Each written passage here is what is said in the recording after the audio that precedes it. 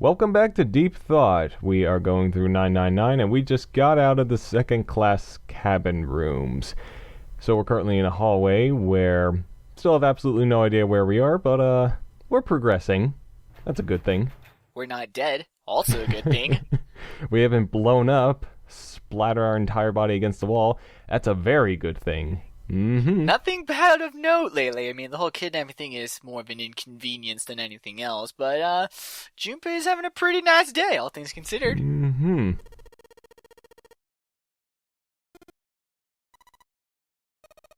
wonder what could be behind this door. God, like, I don't get how the people can keep a straight face with some of their nicknames. Like, call me Santa. No. Don't think so, buddy. I don't know how they can keep a straight face throughout this entire ordeal. I mean, there are a couple parts where they kind of freak out a little bit, and there are a couple of nice, good laughs. But, I think I've already touched on this before, but it's a little strange how all these people seem rather calm throughout this entire ordeal. Yeah. It's almost like some of them have been through such an ordeal, or at least a similar one before. Oh, hint, hint, hint. I ain't foreshadowing jack shit. Oh, obviously the door's locked. Of course it is. Don't have to look for a dead though, so that's okay. Yeah, that's good. But yeah, that's kind of interesting. It's another puzzle room right after the first one. In this kind of game, like, that's your gameplay, so it's not all that weird to me that, oh hey, you escaped this room, now escape this room, now escape this room. Because if not, then it would be more story than game. And then you get nerds super angry at that, and just, ugh. It's a really thin line that graphic novel games have to walk along on how much gameplay versus how much story.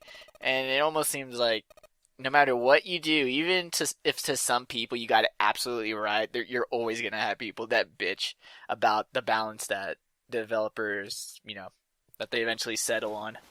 Yeah. Did you ever play Kotaro's other game before this, Ever 17? I think that's what it was called.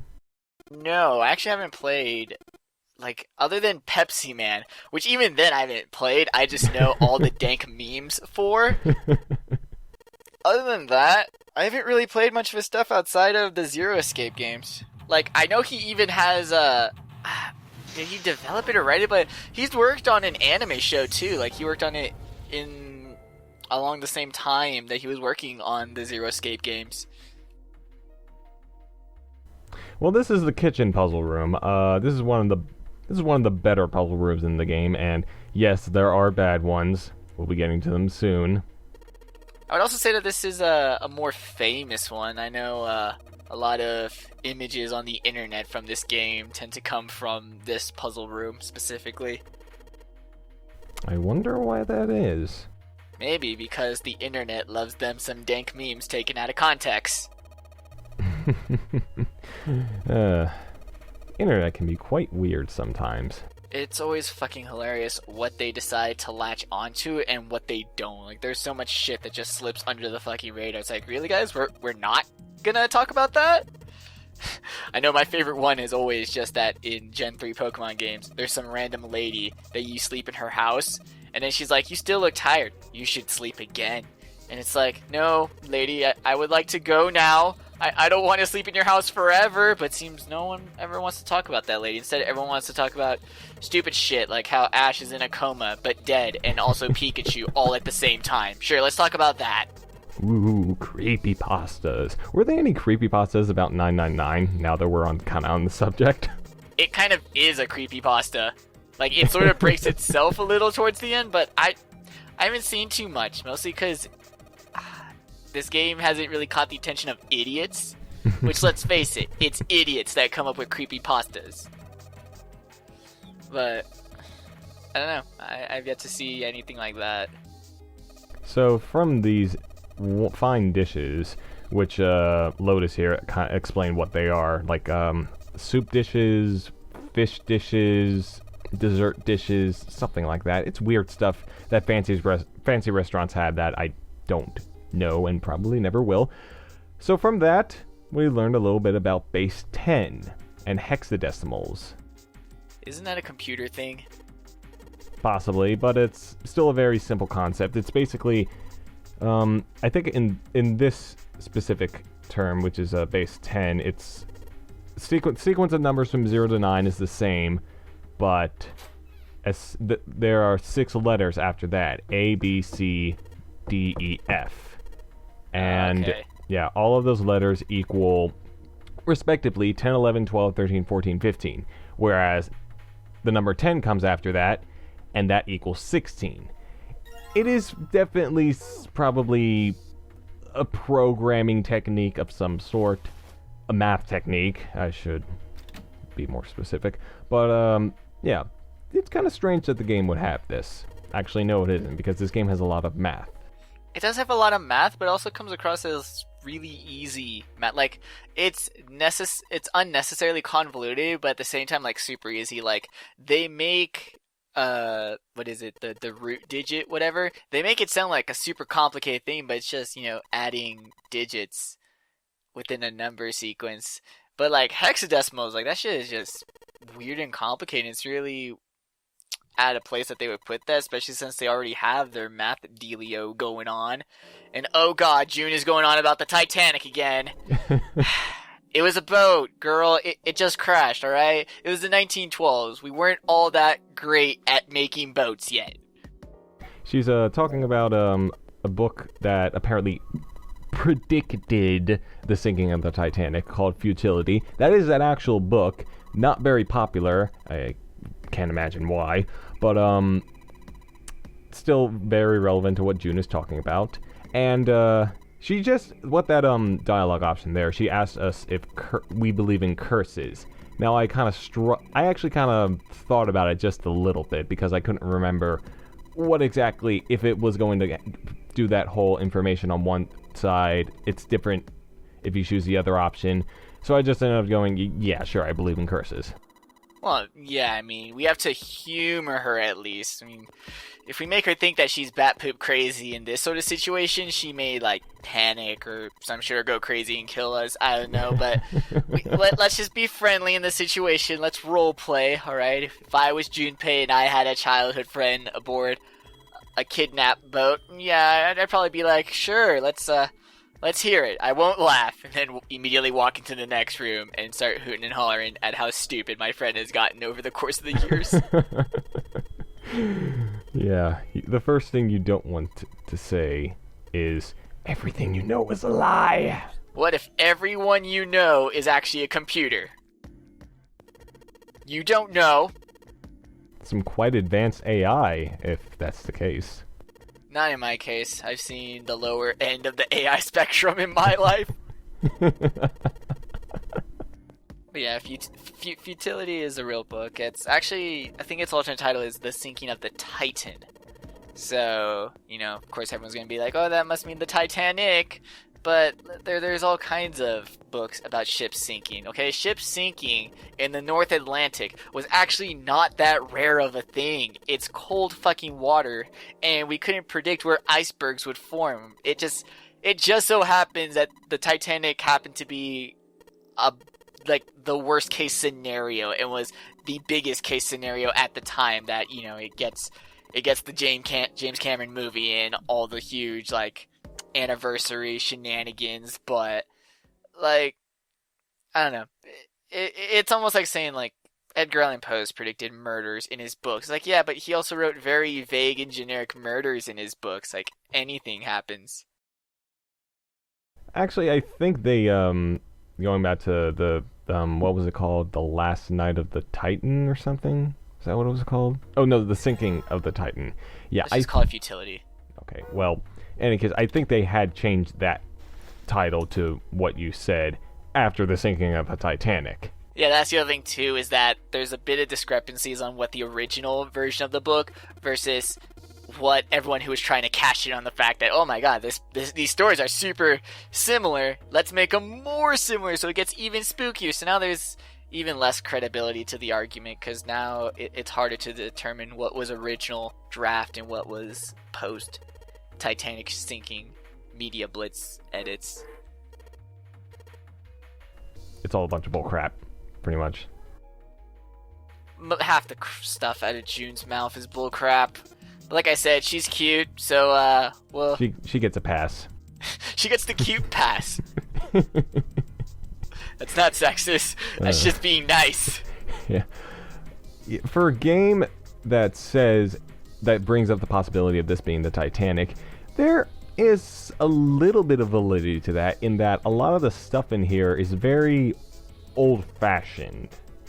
It's timely. Like, Zero did, if this isn't the Titanic, if this isn't even the Britannia, because the Titanic was actually part of a fleet, a very small fleet, I think a fleet of 2, but the Titanic wasn't the only model. They made a secondary model. So even if it's not the Titanic, if it's not the Britannia, Zero definitely put in the money and research to recreate everything pretty accurately, you know, minus the reds, deads, and random dog pictures.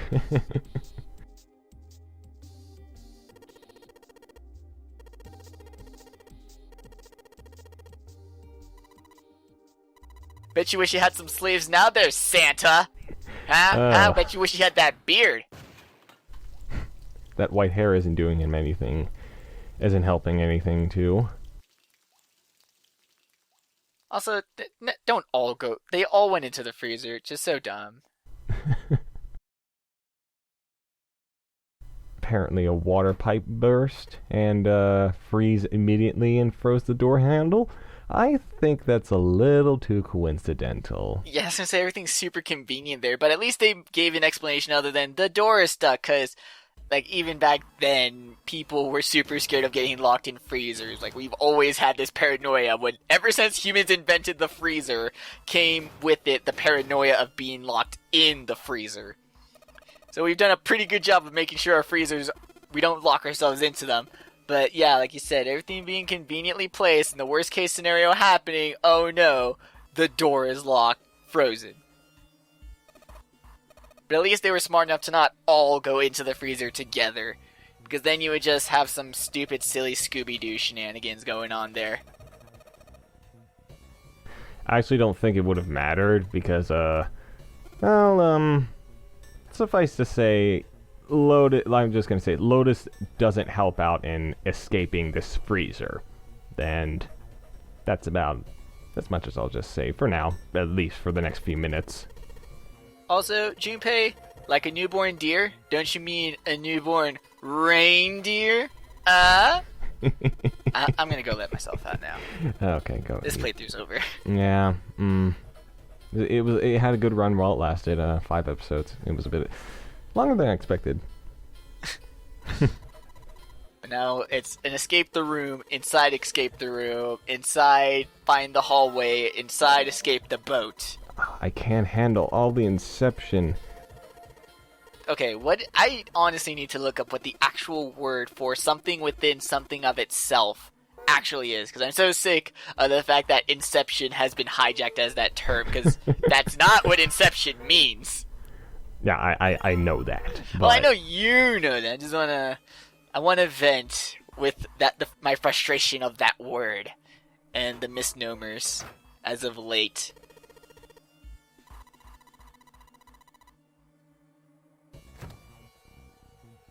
Yeah, as you can see there, I was tapping on that piece of meat quite fervently, and it was actually the piece of meat on the bottom I had to pick up. What's the difference, though? The bottom was chicken, the top is pork, and June is kosher. You monster. And June said something that can be interpreted as naughty. Oh, so June said a thing, is what you're trying to get at. She opened her mouth, and words came out. I'm sorry. The game offered the opportunity. The game offered me the opportunity, and I'm going to take it. Like I said, this is definitely the room piece that has the most images taken out of context, being like, oh, 999, serious game, here's your super mature serious dialogue, and you're like, okay, cool. Now show the scene where we see a man get blown to hamburger meat. Or should I say, chunks of meat. We picked up or they picked up dry ice, by the way. It's frozen carbon dioxide. I like how they mentioned the sublimation point, and they're like, any higher than that, and it'll turn into a gas. Like, June or Santa, because I don't know who said it, that's what sublimation means. It's the state, it's the matter change from solid straight to gas. So you don't have to say, oh, it sublimates, then turns to gas. That's what it does. It's actually pretty difficult at room temperature and atmospheric pressure to make carbon dioxide go into its liquid form. Just gonna point that out there. Well, ladies and gentlemen, if you have really liked hearing MBM rant about the scientific stuff I say that very loosely, stuff that 999 has provided, you're going to love this next part. This whole part, like, I'm sorry, so for those of you who wonder why I get so adamant about this stuff, I have a degree in biochemistry. I have spent hundreds of thousands of dollars in the American college system to learn this shit. And so when I see games just sort of like, especially one that tries to be smart, like, I think that's the problem. If this had just been a game that was like, who really gives a shit, throw stuff out there, I wouldn't mind. I don't mind when people get stuff wrong, but the problem is that this game is actually trying really hard to be smart, and then when it just has a blatant disregard for basic chemistry, like, I don't even care about the polymorphic genetic field, like, I don't even care. But basic chemistry, shit that you can look up in a book. Really, guys? And I know we can't make all the characters, like, chemistry genius. Like, these are just college-age students that probably don't know chemistry talking about chemistry, but it's really hard. And then we get into centerpiece of this part, and I'm gonna keep going. Ice 9! Ice fucking 9! So, Ice 9, for those who don't know, the polymorphic field is something that could possibly exist. It's an actual theory that, well, it's an actual idea that has been purported by a scientist. It's an idea out there in the real world. Ice 9 is completely science fiction. It exists nowhere else other than the book Cat's Cradle by Kurt Vonnegut. Like, it's completely science fiction. It'd be like someone bringing up something from Star Trek and being like, so have you guys heard of this idea? It's like, no, because it's a fictional idea. So, what Ice 9 is, so anything that can form crystals in a solid state of matter can form those crystals different ways, and those are called polymorphs. Now, ice is made of crystalline water. It's the water molecules bonded into a certain pattern. The most basic and common is ice 1H, or ice phase 1. 99.99% of all the ice on the planet Earth is ice phase 1. The most important things you need to know about that: it freezes at 0 degrees Celsius, or 32 degrees Fahrenheit, and the most important thing is that it's actually less dense than liquid water. That's important because in pretty much everything else in the world, when something turns to a solid, it gets denser. But not ice phase 1. It actually gets less dense, and that's super cool because that's what allowed life to exist. The only other kind of ice that actually exists is ice 1C, or ice icy, or ice icy. Because scientists are fucking stupid when they come up with jokes like that. And that literally only exists, like, in the highest points of Earth's atmosphere. And all that means is that ice icy is when the water molecules form into diamond shape bonds. Ice phase 1, or, like, normal ice, forms hexagonal crystals.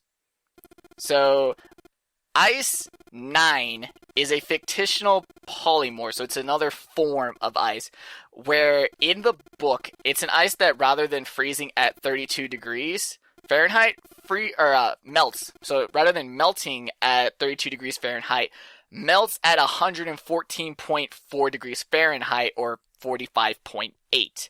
I forget what the game says. Do you remember what temperature the game says Ice 9 melts? 96 degrees, I believe, so they lowered it. Not too sure why, but it's still the same concept. It's really weird that, for an idea that exists from only one source of media, that they would change it. That's really weird that they would do that. Like, the polymorphic field, again, because it's an actual idea, like, you can take some creative liberties, but Ice 9 is already a creative idea. Like, at that point, you might as well have just based it off something new and said, oh, ice 10. At least that way you would have been different and come up with a new idea instead of just taking ice 9. Like, it's already been done. And even within the book, it's really dumb in the book because it was developed by the Manhattan Project in order for Marines to, like, no longer have to deal with mud. Instead, they would always be walking on icy dirt, which is not much more fun. But within the book, they say that any water that comes in contact with Ice 9 is immediately super cooled and becomes Ice 9 with it. So, you know, the scientists discover that, holy shit, this would literally freeze the entire planet over. Let's not do this. So, I get why they're doing this, because although it is really weird that in this part of the game where we're gonna fucking freeze to death, hey, let's talk about some fake chemistry shit that we find out that none of them even know. It's like, why are you gonna bring up Ice 9 if you can't even, like, talk about it? Don't just bring something up and be like, you guys heard of this? Because I haven't. I just wanted to bring it up to fuck with you guys. But, yeah, I've already gotten pissy enough at it. Just, I like when games try to be smart. I also enjoy when games will take factual ideas and add their own creative spin to it. I have no problem with that. My problem is when a game essentially tries to be as realistic as possible and even tries to pass off these ideas. And maybe this could be just me being so stupid that I didn't catch on. Because even with the polymorphic field, Lotus ended up just saying, I'm just kidding. So maybe this is me being too sensitive about these topics. But it is a shame that rather than the game coming up with its own creative science, they just decided to piggyback an idea made by one guy from one book and then do it differently. I don't know. It's a little lazy. Well, here's a piece of science that is pretty much true. If you put some dry ice in a pressurized environment, like, for example, a bottle of water, or from as I remember in my 9th grade science class, a film canister, it will probably burst. There's no probably. It will. The water heats up the dried ice, because it doesn't take that much temperature to raise dry ice to the point of sublimation. Like, the water itself, by definition, has to be above 32 degrees, so it's going to raise it to at least 32 degrees, and that's enough to sublime the gas. And as I said, other than water, when things go from solid liquid to gas, they become less and less dense, and their volume increases. So, however much fit in the bottle originally, there's going to be way more now. And it's actually illegal in some places to make dry ice bombs because some little shits will think it's all super cute till they blow someone's hand off. Or they get plastic shrapnel in like an unsuspecting person's face. It still makes for a pretty cool experiment. They do make for good experiments, but once again, it's a more mature take on have your parents' permission. Don't try this at home. Don't do dry ice bombs as a joke or whatever. Like, the pressure created by those is pretty deadly. So never did so this is what I was referring to earlier. There is a possibility. I mean, it's not. I'm pretty sure it's not actually true, but game throws up a possibility of Lotus maybe somehow trapping us in the freezer. Well, she has a belly button decal. You can't trust anyone with those. Yeah, but as she said, if she had done that on purpose, she probably would have been screwed, because leaving 3 people with 3 important numbers, 5, 6, and 3, well, is probably not a good idea. So yeah, when you throw away 2 numbers that by themselves can make 9, especially when you have 8. Like, she has a very awkward number to do additions with. Like, if she had 1, maybe even 2, Like, she'd probably be safe, but she has 8. So she has to depend on bigger numbers to, like, get her down to lower. Because we saw that the first doors were only, like, 4 and 5. And if she's sitting back up there at 8, she kind of needs to work with other numbers. Then again, that does not pass the possibility of she could just let them freeze to death and then just take their watches. I mean, but I believe at this point in the game, well, you need the hands, but who's to say Lotus can't just chop off their hands too? Oh yeah, good point. We've seen a man blow up. Having someone be desperate enough to cut people's hands off just to use them for like handprints and their wristwatches, I don't see that beyond the realm of possibility. I mean, if I was psycho and crazy, I might have my tumbly might make the rumblies that only hands could satisfy.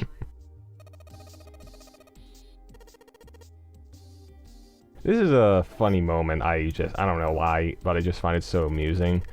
Whenever you in this that line of dialogue right there. Yes, I cut the pork. It's like he's so triumphant that he cut a piece of pork. I mean, there was a note in there very important into getting out of this room, but still, if you said that in pretty much any other environment, like, yes, I cut the pork, like pretty much everyone around you would just go, yay. Yay. You mean in any other situation other than being kidnapped by a psychotic mastermind trapped on a boat with detonator in your stomach? It's a very specific scenario, so I'm gonna let this pass on Junpei. Yeah. Now, this little puzzle right here, the note there, it wants you to add up the numbers / letters in base 10, which I explained earlier. So C is 12, 10 is actually 10 is actually 16, and I think 10 is 16, yeah, and F is 15. So if you add that up, you get 43. However, I was like, I don't need that note, I can just put it in myself. I played this game like hundreds of times, I know what I'm doing. And so I proceed to put in 44, where I get and I didn't get it right. Oh. Yeah. Oh no. No. And so I then had to go back and actually look at the note. Alright, well, that'll wrap it up for this episode of D Thought. We'll see you next time for more 999 Madness.